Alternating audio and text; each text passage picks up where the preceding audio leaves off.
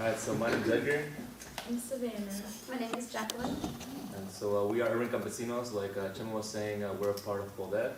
And so Urban Campesinos actually started a few years back. We did a trip to the southwest in New Mexico to build with this group who's been doing climate justice work for years, for a long time.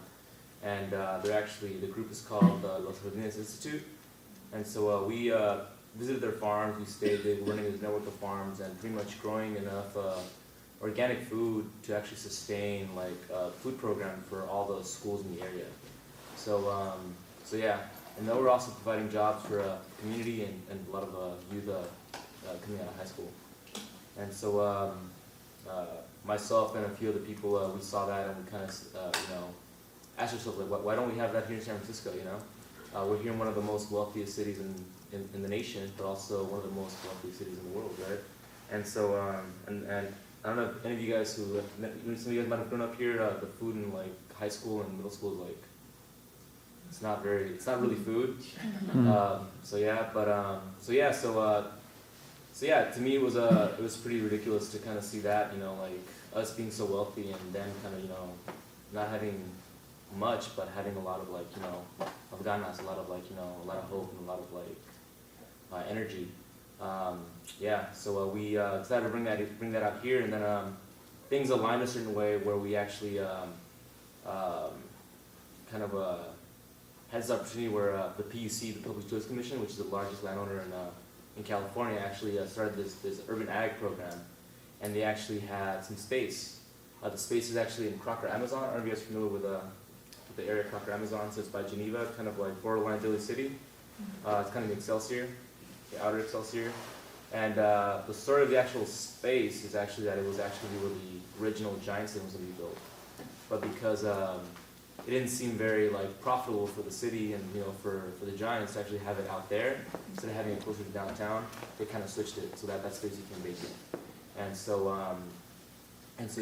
we were offered it. It was offered to us by John Avalos, the supervisor of District 11, the Excelsior.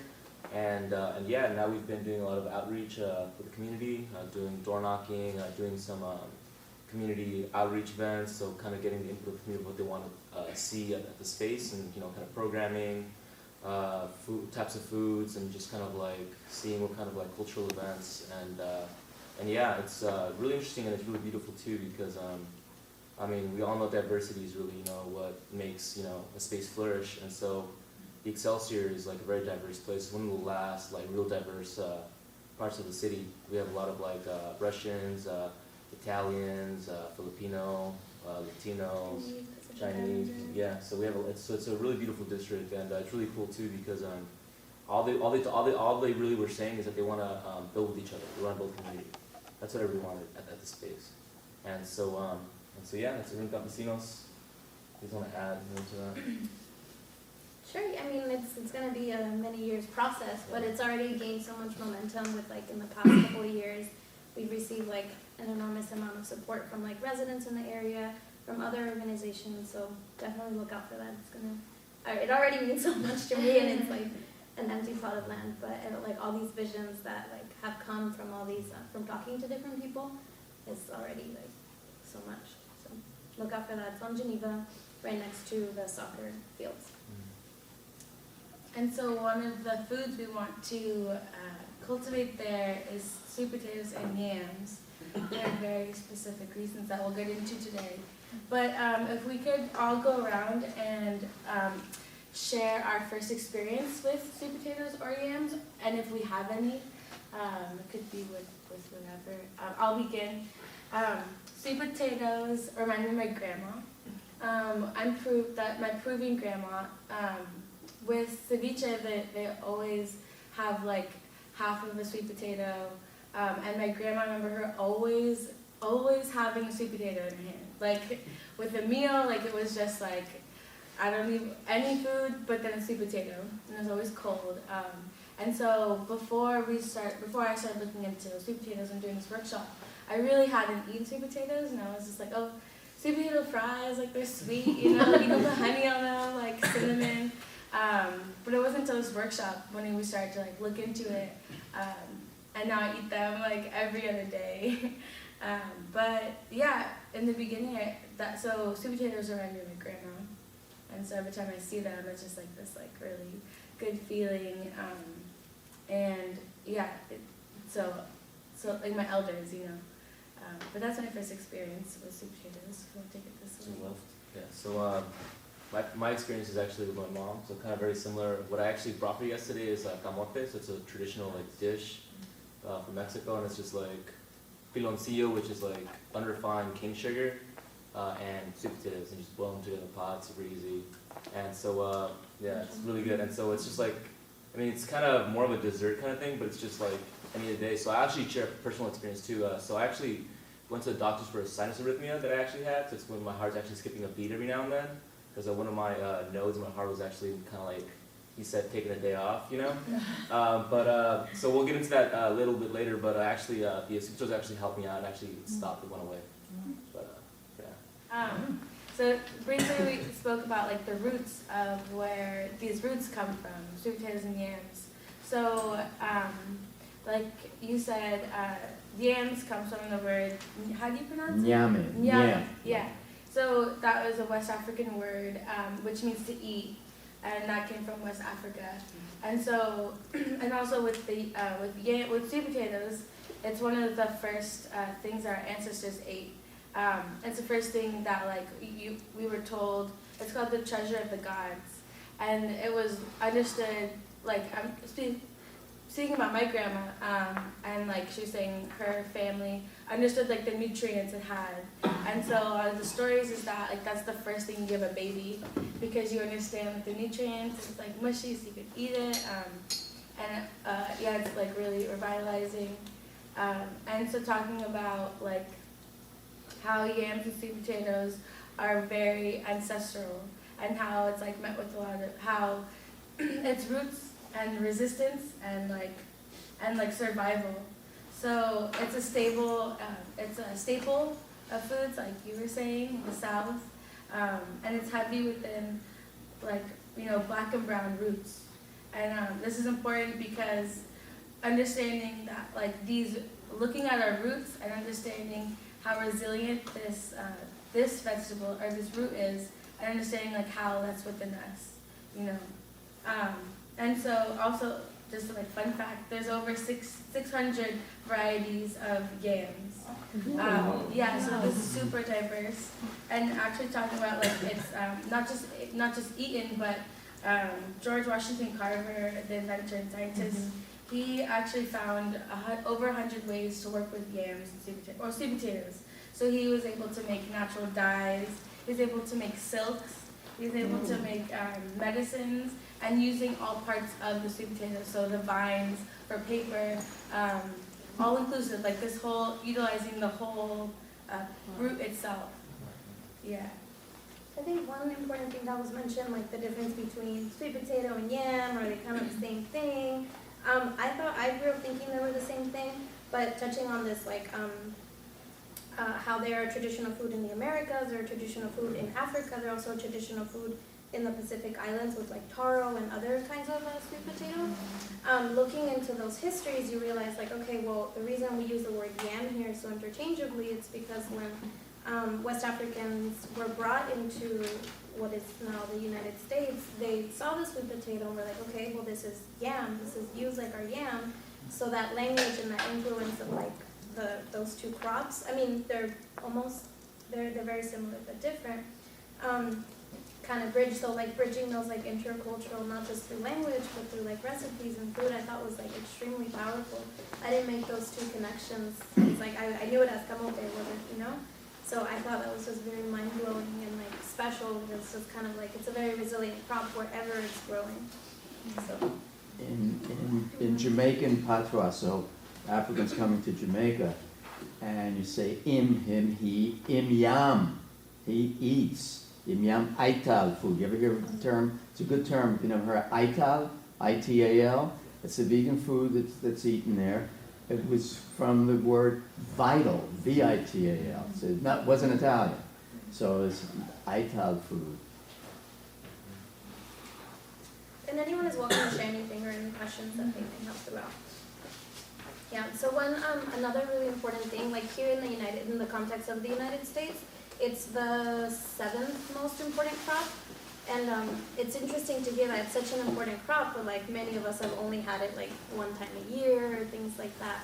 But it's mostly grown in North Carolina. I think they contribute I think it's like 40% of like what's grown in the United States, and it's in North Carolina.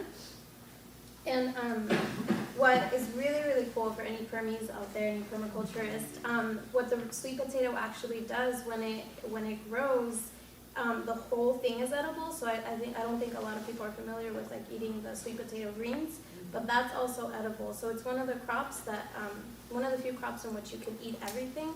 So it's actually producing it's the crop that produces the most food per acre, which is awesome. But those greens not only serve as food, but they're actually also providing a ground cover for the soil. So it's not only, it's protecting the topsoil from like any sun and compaction. And even though the actual sweet potato never really sees the sun, it's still like holding all those nutrients in, and it releases that into the soil as well.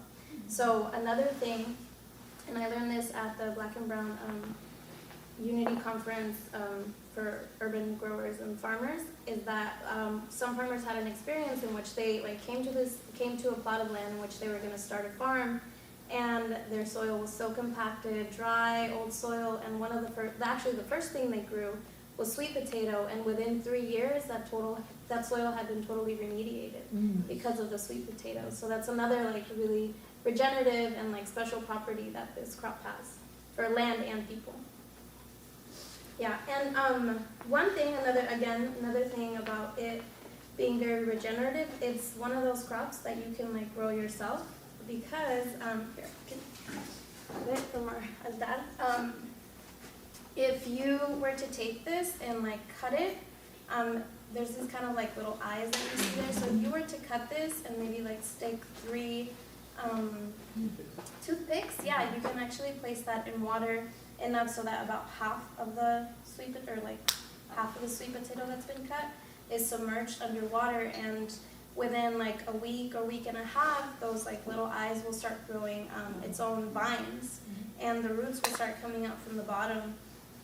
So when there's enough roots and enough vines, you can pick the vines and dip those in water until they grow their own roots, and then you have yourself a sweet potato vine, and that's, I think with care you can totally propagate it into the soil. So that's another really like regenerative property of the sweet Elementary potato. school stuff. Teachers used to do that. Yeah. Yeah, and also I was talking about my heart a little bit when I introduced myself. So sweet potatoes actually talk about health properties. So they're actually very high in fiber. They're high in potassium, which is the whole thing with the heart, and also for my brother who was weightlifting, potassium good for muscles, right? Yeah. And also it's high in antioxidants. Is very high in beta carotene. Orange veggies typically are. Also very healing for women. It's also very good for women's health. And yams has 27% vitamin C. It helps you actually repair wounds. So interesting thing too about these potatoes. Same way with yams, you can actually put them on an open wound. It'll actually kind of like help that wound heal. And yeah, so it also helps with painful menstrual periods. Helps with asthma. Healing wounds, healthy immune functions. Helps you fight infections, colds, flus. It's anti-aging, and it helps you have strong bones. Yeah, and other parts of the actual plant. Potatoes you can't, because it's part of the nitrogen family, so it's like not good if you eat it. It's toxic. So yeah, that's what's cool too about sweet potatoes, that it's actually you can use more of the actual plant. Yeah, and I think just touching on like a lot of what has been said already, like how versatile it is and like really regenerative. So we talked about how you can eat like everything, and there was like some recipes being shared. So it like could be eaten raw, it could be eaten roasted, boiled. I usually boil mine too. Roasted, boiled, grilled. You can actually even like dry it, and it's I think one of the crops that like lasts longest. You don't need refrigeration for it. Like you can store it for months, and it's still a healthy sweet potato, a healthy yam. So that's also like really important when we're talking about like food security and like you know, having a source of, having a meal, like, it's a crop that you can pretty much cook in any way, pretty much add any sort of ingredient or seasoning or not, you can eat it plain. So I think it is, considering all of its history and all of its like really regenerative, like beautiful properties, like it should be eaten more, like, you know, so, yeah. I've heard it can be juiced as well. It can be juiced, yeah, I'm exactly. curious as to- Is that the leaves are actually used for juices too. I've seen recipes for like the greens Yeah. and that, so it's really interesting. And like thinking about all its different origins and like where their varieties have existed and like all the different colors, like purple and this like lighter one and the orange one. And someone was talking earlier about like colors and orange, like staying away from the orange vegetables. So it's like I'm thinking sold about now, thinking about like all the different colors that we can add to a plate and like how that is reflective of health, you know, like all these different flavors and like colors on one single plate. So it's really special. And it's really important at a time where, unfortunately, the youth aren't given nutritious food. You know, they're given food-like products. So this route is like about taking that back, and every day we have to consume food, right? And so it's like every time I make a sweet potato, like I feel that much more empowered, like I feel that much more alive. I'm like, my ancestors ate this, I'm eating this right now, like I can do this. And so it's about taking that back, right? It's about consciously, I always say this, but it's so important, about consciously choosing like consciously eating, right? What you consume mentally is the same thing as what you consume physically, and those are both so one. They're both so connected, and so that's what I took out of sweet potatoes and yams, is like that we have to take back that food, take back public spaces to create this food, because why, understanding like why do we have to investigate to figure out what's in our food, that's stuff, like it bothers me so much, and even GMOs, we have to be so skeptical of what we consume, and so this is one way to like grow your own. It's low maintenance. Cooking is low maintenance too. Like you could store it for a long time. I always keep sweet potatoes in my house now.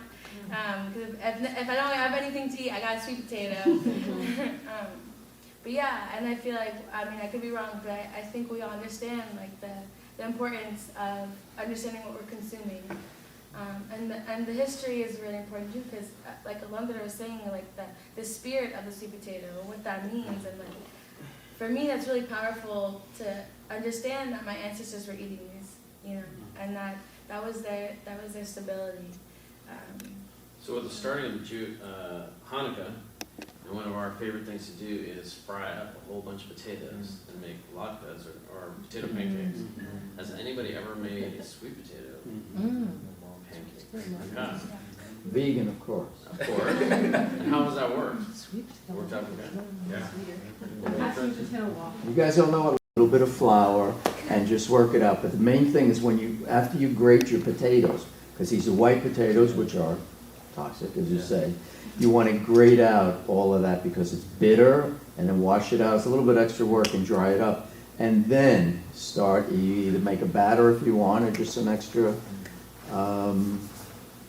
matzah meal if you want to go Jewish, or any kind of non-gluten flour, so you could have non-gluten, gluten-free, and just pan fry it gently, just watch it, so you're forming it yourself, and anyway, it looks better, it's a little more rustic, when you have Also, that. with Eugene coming in a little bit late, our resident farmer, I'd love to hear his experience. We all talked about our first experience with sweet potato. Yeah. We'd love to hear yours. It wouldn't be my first, but I will say, and I apologize for coming in late. I'm grateful to be in the circle. It's great to have the youth. You know what I mean? That's good. So salute to y'all. What we do is in Georgia, we started creating these big mounds, and we started planting sweet potatoes in them. And one year we planted the mounds with sweet potatoes, purple, and orange, and white. And then along the top we put sorghum seed. Anybody familiar with sorghum? So we planted all this sorghum seed across the top. And the sorghum grew up and the sweet potatoes fell all on the ground. I mean, the vines just went all over the ground. And we started clipping the vines and taking them to these restaurants. And these are farm-to-table restaurants, real rustic kind of restaurants. And they were paying $6 a pound for sweet potato vines. And anybody who's grown sweet potatoes knows you can cut that vine and the next day it'll be there again. And so before the sweet potatoes even came out of the ground, we were making money the whole time. And then we pulled the sweet potatoes out of the ground. But the interesting thing was when they were partnered with sorghum, both of these are ancient crops. Yeah. You know, it's similar to the milpa, right? So you have the corn, the bean, and the squash. But for us, you have that sweet potato, you have sorghum, and you might have a squash or a bean as well. And the flavor changed. The flavor changed because they were growing together. And sorghum has its sweetness. And the sorghum Well, has the sweetness as One well. of the sweeteners that still doesn't get enough. So that made me think about this interesting story about the sweet potato. So we all know that when the Europeans first arrived to the Americas, there was all of a sudden this exchange of foods and crops all over the world, right? The sweet potato, for whatever reason, is the only plant that made its way across the oceans before the arrival of the Europeans. So the Pacific Islanders had sweet potato, and that they made its way all the way out to Africa the other way around, right? And there's no, it happened way before anybody could actually identify why it happened, but it is very ancient. And it's far more ancient than any other crop worldwide because of that. When we started growing the purple variety, one of our farmers, her friend is Korean, and we gave her some sweet potatoes, and her mother said, "Oh, it was the purple one, the one that's purple on the outside, but also bright purple all the way through. Have you seen that one?" And she said, "Oh, you have the Korean variety." And then we gave some of those to some other people, and they claimed them too. This goes back to my saying. And they said, "Oh, you have the Japanese variety." Like, okay. Gave it to some other people. Every person we gave it to said that they came from them. that sweet potato came from them. How about you, Jason? Do you want to talk about your first experience? I just saw you saying. With sweet We potatoes? kind of talked about our first experience with sweet potatoes, Oh, okay. personally. I don't know if you wanted to share or not. Or any experience with sweet potato. Yeah, yeah, sweet potatoes have always been, something that my family has been into. My dad read Dick Gregory's book back in the 70s and went vegan, and raised me vegan for the first 7 years of my life. So he was really into sweet potatoes and doing a lot of juicing and greens, and he's got like a huge garden at his house. He's living in Minneapolis, and yeah, I mean, I've been eating a lot of sweet potatoes actually recently, just because of all the health benefits. There's just so many, and it's simple. You don't really have to add much. I mean, I'll put a little maple syrup on the mashed sweet potatoes. Cool. Would anyone else like to share anything or have any questions that we can all collectively answer? I just want to ask about the Japanese sweet potato, because you mentioned it briefly. And this friend of mine said, take to the Japanese sweet potato. So, I mean, is it the purple one? Is that the one that most people refer to as Japanese sweet potatoes? That's what most people say. Oh, Korean. It's normally the purple one that's like white or yellow on the inside. At least that's what I know. Yeah, it's a more slender one. And oftentimes I'll get up in the morning real early. I'll put them in the oven before I leave the house so that by the time the children wake up, there's already sweet potatoes that are ready. And they'll not eat all of them or whatever. And by the time I get home, I'll take whatever half of that baked sweet potato that has been not eaten all day and not juice it, but put it in a smoothie, right? Oh, man. Sweet potato, avocado, and some nut milk. Yeah. So are you guys at Urban Campesinos, are you planning what you're going to grow and what you're going to cultivate, and like taking into account all of these discussions and? Oh, yeah, Definitely. definitely, yeah. Like the sorghum, like that would be cool to like put both, and yeah, and how when you plant things next to each other, like they, Like companion plant? yeah, exactly, like, and that's how we are, like, just to bring it back, like, we are the sweet potatoes, you know, like, these are, like, these are Somos ancestors. camotes. Exactly, exactly, so it's like, yeah, like companion, like, what's it called? Companion plant. Okay, yeah, so it turns it into, but, yeah, like, so definitely taking consideration of what grows good together and like the diversity and how like you need both and, yeah, definitely taking consideration. Yeah, so just like we, how we consciously grow gardens, how we consciously have to grow each other. Yeah. And so, my mom and I made some camote for you guys. It's vegan, and so if you guys wanna grab one, pass it around, maybe take a. I don't know. I think there should be enough for everybody. I mean, but yeah. Can I ask one more question over here if you want to? Yeah. Yeah, yesterday someone had brought up the idea of being around a campfire and like being able to have these almost like memories that you have deep inside that you might not even have been able to speak about. And the sweet potato has been something like that where when I look at it, it's like, Wow. you feel something, and I've just learned a lot in this circle about it that was like, that was in there somewhere. You know? Well, I haven't done this with sweet potatoes, but I've done this with potatoes and doing vertical gardening with the milk crates, and it works really well. We are going to be able to harvest them either this month or next month, and that's just from cuttings that I got, and so I'm sure it can be easily done. And it's just incredible how versatile and adaptive it is as a plant and how giving it is. Yeah. Like one other thing, I guess, since I've been experimenting more with like cooking, and I have a 5-year-old sister, so like we do lots of stuff with sweet potato now. You can substitute it for like any recipe that calls for like apples, white potato, or squash. So if you have like really good squash recipes, you can substitute it for sweet potato, like maybe, I don't know. So just new varieties. You can also make it into a flour if it's, I don't know, personal kitchens, or I don't know. I think it's probably sold. But if the sweet potato is dried and ground, like, it can become a flour. So that's also another really cool thing. Can I ask a question about your vertical milk container? Can you, I've never heard that. Well, yeah, and so that was something we learned about in our permacultural design course, but it's so simple to do if you can access milk crates, or, I mean, I'm sure chicken wire boxes. Yeah. And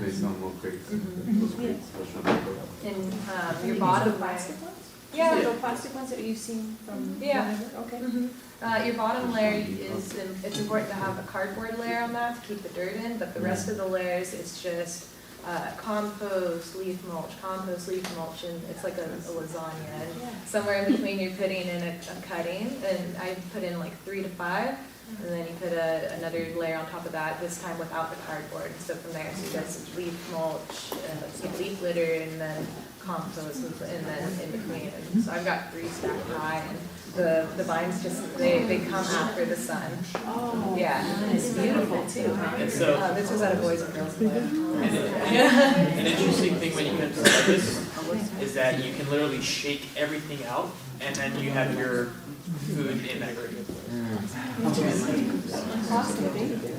wanted to ask you guys, because it's interesting to me that, you know, people usually talk more about urban gardening and having community gardens, but you guys legit are starting like an urban farm. It's actually a big.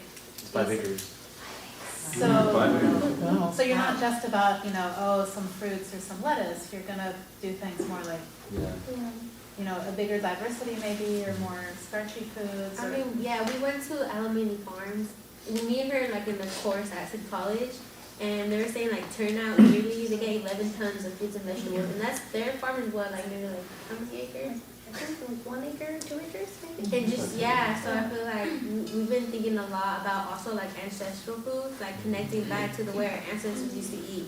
You know, like, I went on a permaculture course, with some of the urban campesinos, and like we learned about the way our ancestors used to live, like super sustainable, 100% sustainable, no impact on the environment, and if anything, it like totally like they would make the environment better, you know, everything was just so like, it was just, yeah, we learned a lot, and just coming back and just being in the city again, like, you know, how do we reconnect to like our ancestors, and how do we reconnect to like the earth through ancestral foods, And we've been talking a lot about like growing ancestral foods like cactus, beans, you know, companion cropping, like someone said, like our ancestors used to do, and that was so good for the earth. We wouldn't even impact the dirt at all. So we've been thinking a lot about like fruits, vegetables, but also like ancestral foods, foods that were native to California and that were very good for California. And you know, our ancestors, the way we used to eat. If you look into marginalized communities right now, most of them have diabetes because of what's in their communities. They have no access to these foods.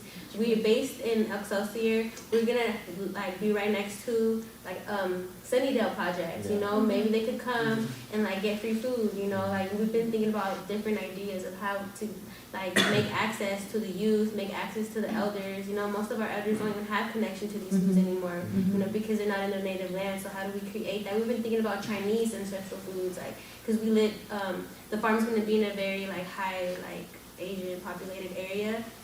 And so how do we like create different ways where different people can connect to the land through their foods, not just like carrots and onions, like the traditional farming things you see in like everyday urban garden farms or, you know, whatever, so. Yeah, if you take that into the, if you can and it works, to take it into the, especially the elementary schools, at all those schools and do that. And there's a name for your helpers and everybody in the neighborhood. They're Campesinos. Yeah, so ultimately what we want to do is actually go into food to feed a lot of the surrounding schools in the area, kind of around what the Black Berets and the Black Panthers are doing, so they're actually providing like a breakfast program. So just imagine, like you were saying, you know, like getting a bunch of sweet potatoes, putting them in the oven, and just bring them in maybe like on dates where they're doing, you know, really important tests, you know, because the thing is, like, we think about these kids and they're developing, but we're feeding them shit. You know, sorry for like, you know, cursing, but we're feeding our kids shit and developing. So that's not okay, you know. So it's like really sitting down, having a conversation about sweet potatoes or whatever food we're preparing that day, talking about the history of the actual fruit, the fruit and how it's actually making them healthier, and also just, you know, having a little bit talking, you know, about school and, you know, so it's really on a social justice and environmental justice kind of like. Also through Quesa. I don't know if you know Quesa. I forget what it stands for, but anyway, it's a farmers market. They run and they have situations where they're teaching kids, elementary kids, who come in there, and there's a couple other programs. I know about that. Yeah.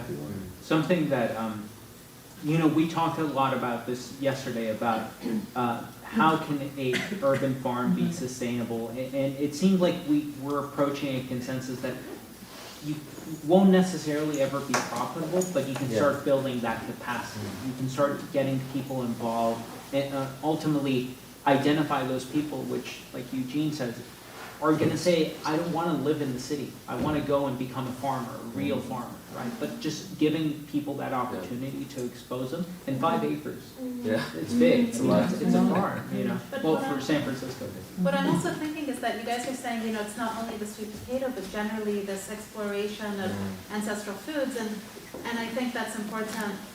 Like, that's important, but also it's important because just environmentally, what you're also talking about is having more diversity instead of just the carrots and onions. You guys are talking about bringing in more diversity. And I know that Tere is a woman who has been working with them and involved in this project. But she's in Paris right now for the COP25. She mentioned that you guys were really also involving the elders, like really, it was a multi-generational type of work. And it makes me think, like, what you're calling ancestral foods for a lot of people are still foods that they're eating, you know, that they were eating 10 years ago. And so it's exciting to think that, like, the people who are here and who were farmers just right before immigrating and who had, you know, the squash and the beans and the corn could be involved in what you're doing, and that way it's like that knowledge won't be lost. Yeah, for sure. And like how you were saying, for my parents, I mean, this journey has been really good for me and for my family because my parents were very poor. They were campesinos in Mexico, and they came here to you know, leave that, right? And so when they kind of heard what I was doing, what I was working on, they were like, why do you want to go back to that? Like, why do you want to do that? You know, we brought you for a reason, not to go back to that, you know? And they kind of have that internalized, like, you know, oppression. They're kind of like, you know, internalizing all that. And because of what we've been doing, they've been slowly kind of being like, oh, I remember when I was little, we used to do this, we used to eat this, you know. We used to look for field potatoes back in the day, you know, just kind of like them kind of being okay with what they grew up with, you know. So that's why we're called urban campesinos, because we're actually kind of like taking that back and actually being proud of it, because that's, you know, it's going back to our roots and going back to, you know, a real sustainable way of doing things and actually living healthier. So something that I can add, yesterday I spoke a lot about my family's history and my own personal history with food in Mexico, and also a little bit coming into the US. But something that I didn't mention yesterday is that my town is indigenous in Mexico. And this indigenous town, obviously Indians don't call themselves Indians in their native language, right? They have other words, but the most spoken native language in Mexico is Mexican, the language of the Aztecs, Nahuatl. And the word that they use for themselves is Masehual. Masehual means campesino, means somebody of the land, right? So that is literally the definition that they have for themselves, for Indians, right? And it's very class-based, because whoever wasn't Masehual, whoever wasn't attached to the land, integrated with the European cultures, became sold out, I guess, in a way. So it's only the farmers that were able to maintain that 500 years of fighting, because they had the land. They were one with the land. And it's powerful, you know, what a single word can mean. Yeah, and on top of that, like talking about what happened in San Francisco and in the Mission, you know, the most gentrified neighborhood in the city, right? Well, right now, is that it's the majority of people who left is because they were renters. It's about land rights. I'm talking about people who are directly tied to the land. That's what's happening here in San Francisco. Is that people don't have that tie to the land. They don't have, you know, there's no land ownership. And so also with the land, you know, it's like us going back to that. You know, talking about the land movement in Mexico, you know, and all these Latin American countries, you know. And so yeah, so land is that's what we say is that it's you know, if we take care of the land will take care of us. Yeah, yeah. And we were talking a little bit about that yesterday, how in the Mission, and even in certain parts of San Francisco, that perception is coming in the sense that you might have heard of Proposition I, the Mission moratorium, where the community said private land needs to be under essentially community control, where you can't do anything you want on private land. In this case, it was the idea that it had to be affordable housing if housing was being built. So this is coming to San Francisco because of this oppressive system that we have, and it's exciting. It's exciting. It's a relationship that's reviving.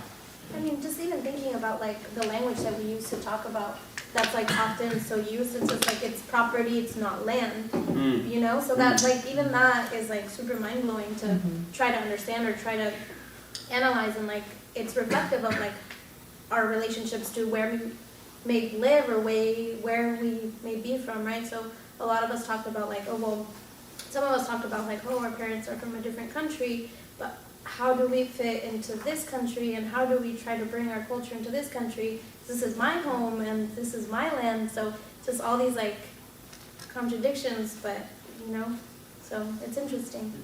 I think it opens up room for a lot of different conversations and growth, really. Certainly here in San Francisco, you talk less about tierra and more about terremoto. Yeah. Perfect. Oh.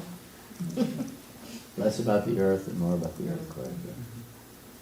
Gracias, interpreter. So how are you guys, I don't actually know really the kind of story of how Urban Campesinos got started, probably you know, but how, because you don't own the land, so how do you see it as something that can really be very long term, you know? Yeah, so we're actually getting the land for it's a 99-year lease, so it's kind of like, Okay. I mean, yeah, that's the thing. So I mean that's the thing too, is that like, and that's why it's so important to build community and build really strong roots within the neighborhood, because if it ever comes to that where it's going to be taken away from us, we'll have the people behind us, you know, to actually like say like, no, this needs to stay, you know. So I think that's what's really important. It's just like building circles like these, you know, where we're literally breaking down barriers, you know. Everybody's just shared a little bit of themselves, their past, and you know, and really opened up to what, you know, pretty much to speak their heart and speak their truth. And so that's why this is important. This is building community. This is building, you know, roots. Who are you leasing from? I mean, who's the owner? PUC. What? The PUC, the Public Utilities Commission. So I didn't know they own land. They own all the large landowners in California. They own all Oh, the you land said, okay. that has pipes from HHG all the way to SF. Wow. Yeah. And keeping it long term, I'm sorry to put something. keeping it long term and like understanding that next summer we're not gonna have a farm, you know, but like understanding that it's processed and slow and like and just like letting it grow. And we talked a lot about our language is so beautiful, like talking about like understanding our roots while like understanding our roots, like you know, and it's just so beautiful. And it's about making sure it's intergenerational, like making sure like the youth are like I'm talking like infants understanding like touching soil and like getting down in the dirt and seeing things that they don't just see in the, you know, I didn't know what an heirloom tomato was until like 3 years ago. Like, you know, understanding the variety that's there and really taking ownership of that land and saying and taking it back, you know, because all of this is public space. But can we make circles like this? You know, and asking ourselves that and having it be a space of creating community as well as like regenerating ourselves and our spirit and like making that community, you know, because the whole like American dream, individuals can get so far, but we need our community to fall back on, you know. We can go further together than by ourselves. And so that's what it's about, is like, because, you know, we can do that in many ways, but I mean, through food, it's just so like in our genes anyway, you know, like wanting to connect with food. A lot of us spoke about the sweet potato, eating with others, not by ourselves. And so it's making those connections and like creating those spaces and like acknowledging that and seeing, I don't know, I feel really good right now, like the media, like what y'all talked about. And yeah, it's like taking back the ownership of land and like valuing it just as you value yourself. And that's where we need to begin, is valuing ourselves. That's why we're conscious of what we consume, you know, and that's where it begins. And linguistically on that, so property that you're talking about is related to the word in Spanish, propio, my own. But the real estate that you have in Spanish is bienes raíces, the good roots or whatever. Are you all familiar with agnihotra? Anyone familiar with the practice of agnihotra? The agn's fire, but I'm not sure. So definitely look into it, because I'm sure in this community, as diverse as it is, there's probably some agnihotra practitioners. And one of the things that we did when we first got to Atlanta and started these new farms was bring in agnihotra practitioners to, it's the extension of the circle that you've already started. And in brief, agnihotra is a practice from India. What was happening, the farmers were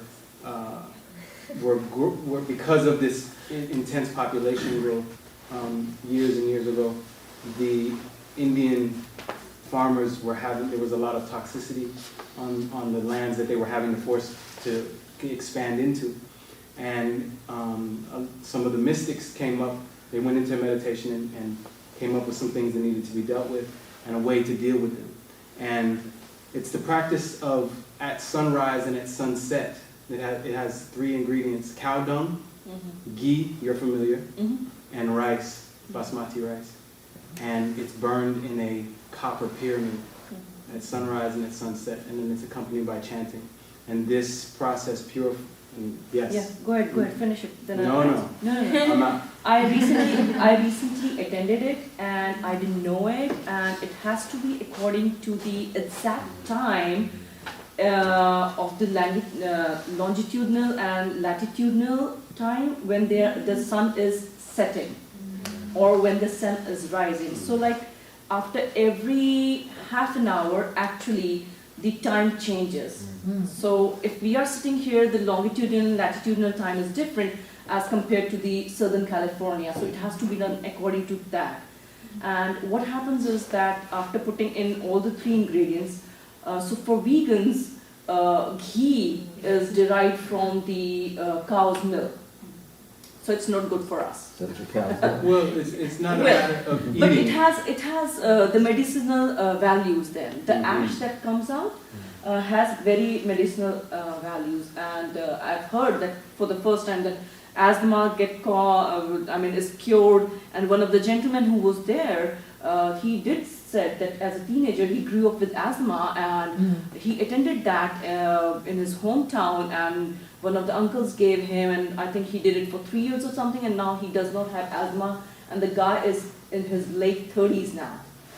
So I came to know it just recently, and what happens is that there are no mantras or any prayers to be read around the fire, but you just sit down and you just hear the sound of the fire and the embers, that crack up, and that's about it. And you just shut your eyes and you sit down. That's it.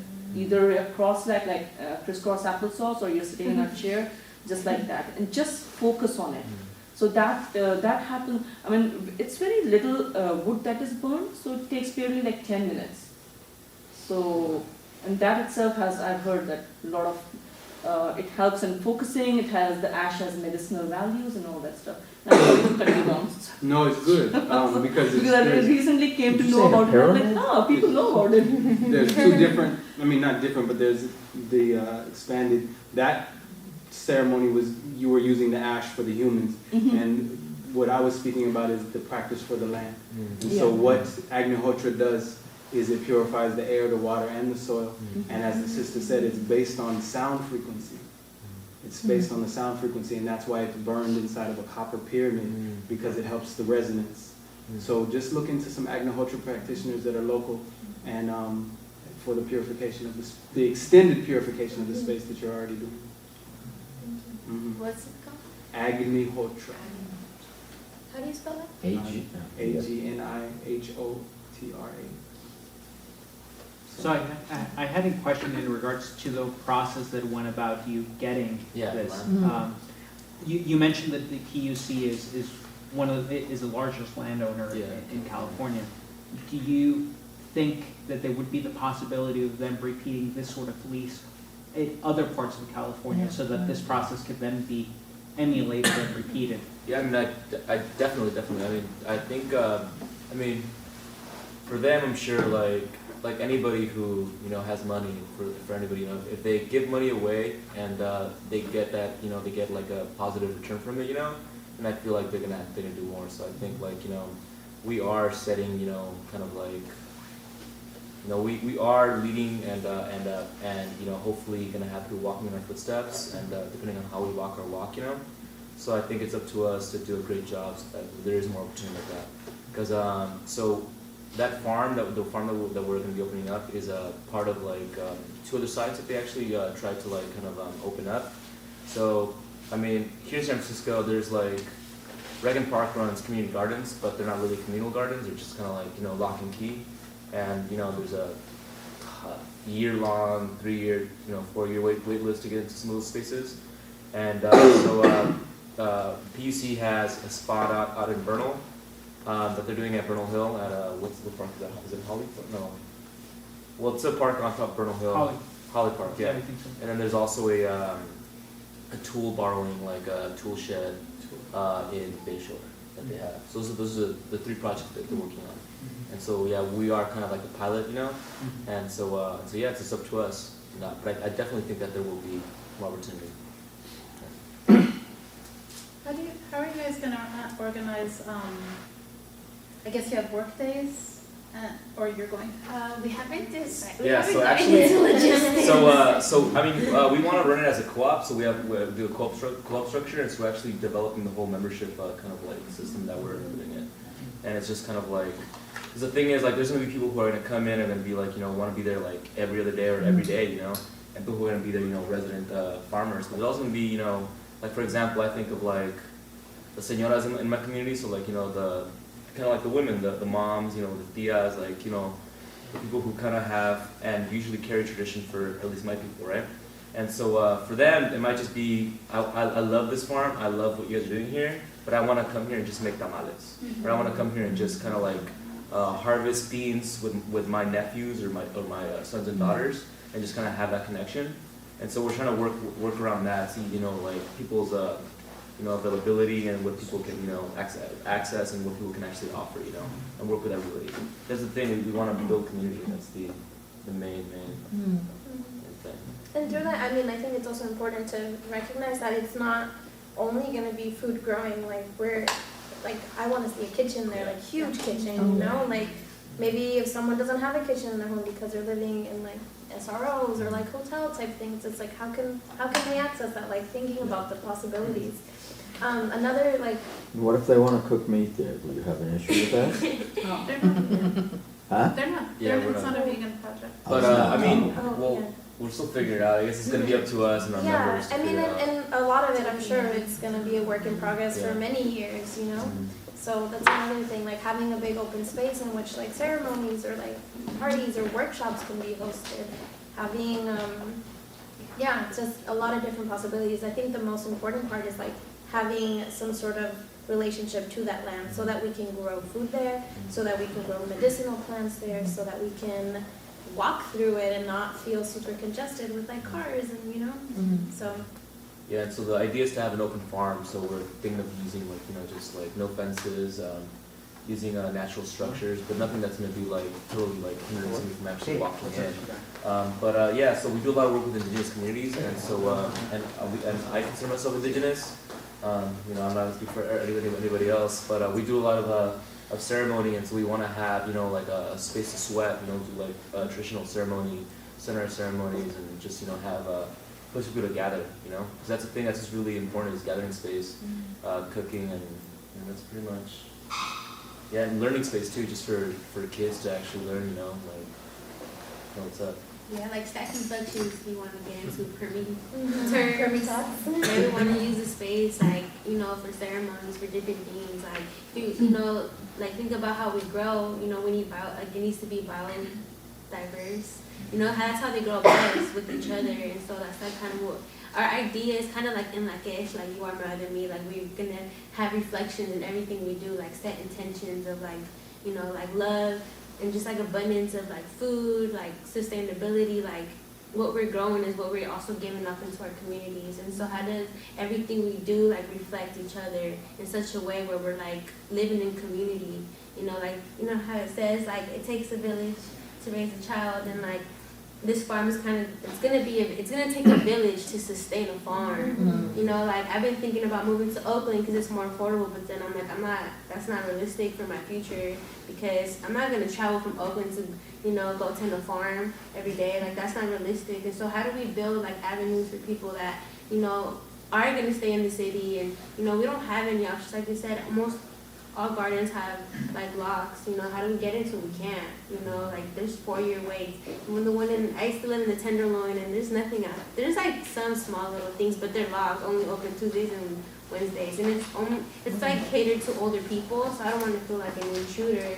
And I feel like this farm specifically, we envision it like being like diverse in age and culture, just like bridging the gaps between all ages, all cultures, all ways of lives. And how do we like connect like people to the land, like get like our Asian folks or colored folks or brown folks, etc., white folks, all folks, like going beyond that and just having people connect to the land, live one with the land, like how our ancestors used to live, versus like just being so disconnected from just going. I feel like it's gonna take like us, and we're open to options, ideas. We're like barely coming up with our plan. We're barely drafting. We come up with different plans. Like we did our permaculture design plan, and they did one. And so how do we incorporate our ideas? Like we went door to door knocking, asking folks what they wanted to see.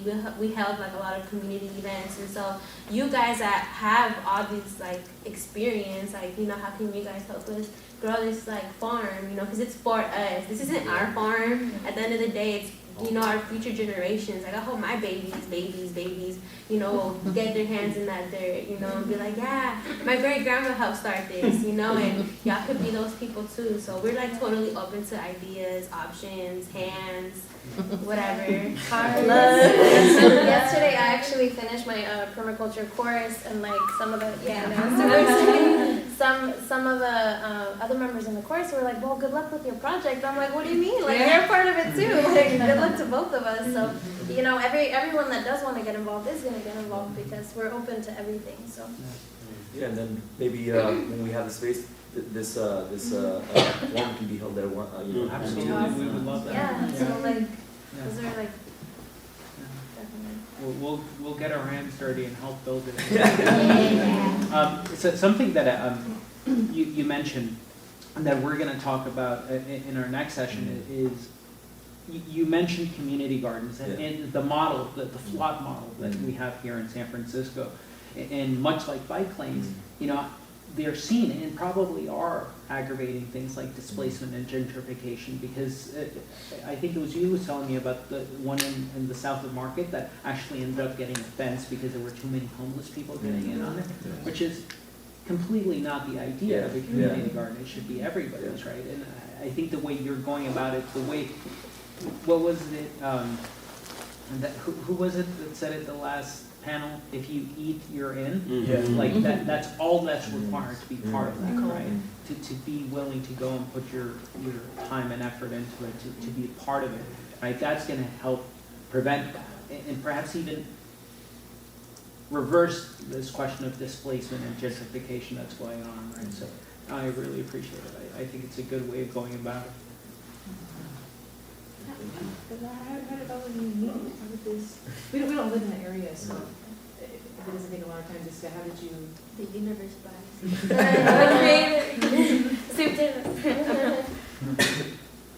Well, I grew up in, a bunch of us grew up in the city.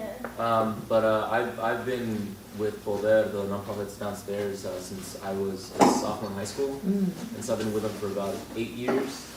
And so, I mean, I guess it took a village to bring me to where I am, you know? And so they were pretty much the people who kind of created me. So, just learning through them and kind of seeing, and finding a way to kind of like see a real solid, a way to kind of heal our community, not necessarily a reactive thinking that's proactive, you know? Because it's all about talking about land ownership, it's talking about education, it's talking about health, it's talking about food, it's talking about the land, it's talking about environment, it's talking about everything. So it's all inclusive. The bubbling community is just, you know, it's a way of kind of like just healing all folks. That's really what we need, you know? Yeah. Everyone's trying to find their way and do the best they can. So. I moved here August for school, SF State. I'm from Santa Barbara, and yeah, there's a lot of injustices there. It's one of the largest it's one of the places with the largest income disparities. Not many people know that. So coming here, I knew I wanted to do something with food because I geek out about food and like understanding the food industry and processed food industry. I wanted something, with exactly what our plan is, like, and accompanied by like young adults who are conscious, you know, and want to see change for the generations before and after. The creator, the universe, however you want to see that entity, that energy, like put me amongst these beautiful folks. And that's how I came to Urban Campesinos. Yeah, I grew up in the city just like Edgar too, and I've actually known him since like high school. So I definitely did. What I actually interesting, I knew Poder more as like an immigrants' rights kind of in that realm because I was really involved with those actions and those movements here in the city when I was younger. And then I started learning about like, okay, well they're talking about a farm and like this is gonna happen in like the neighborhood that's like really close to mine. I kind of grew up there.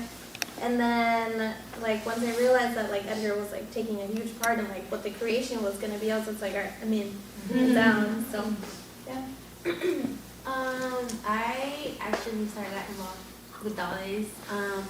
I was like 18. It was like my first semester at City College, and I'm from South City, so I was like, I'm gonna go to City College. Like cause like I started hearing what's going on with City College, and I was like, well, like educate. I love learning. Like I geek out on just like knowledge, and so like City College to me is like a very beautiful school. It's like one of the greatest tools this city has to like empower people, and I started going there, and I'm from South City, and out there's like nothing for no one to do but drugs and alcohol. And so, like, I went through that route, and then I was like, okay, well, that's not for me. Like, I learned a lot, and I see a lot of my homies are still stuck in that life. When we're past 18, like, what's up?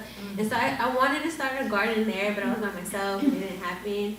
And so I kind of met Edgar, And he was like, yo, like, I'm down with this organization. We're gonna build a farm and feed all the local elementary schools in the southeast side of the city. And I was like, what? Like, that is tight. I was like, hell yeah. And that was like 2 years ago. Ever since then, like, I've been rolling with Boded. They're like one of the most beautiful organizations I've ever met. Like, I've worked with a lot of nonprofits as a kid, and you know, the nonprofit industrial complex really takes a hold on like the movement. And so Boded to me is one of like the closest things to like it, you know, it hits home and everything they do. Environmental justice, environmental racism, immigrant rights, like housing, food, you know, like what drives us to do these things, food, energy, you know. And so like, yeah, I would recommend all of y'all become members. Yeah. Boded is beautiful, and you know, like, this standoff just like, you know, beauty. And so, yeah, I'm really thankful to you, Edgar, because you're the one that brought me here. So, yeah. I just wanted to say that, I've said this before, but the only reason we're having this forum at this space is because Boded really helped us out. Oscar in particular, who's going to be at the next panel with Chirag. And in City College too. It would have been it would have been very difficult and very expensive to do a lot of the outreach for this forum if it hadn't been for the fact that they supported us. They gave us good discounts on printing flyers, things like that. They're just down the street. So even if you're not a student, it's a value to San Francisco to have City College. Well, thank you so much for having us, and I hope we all have appreciation.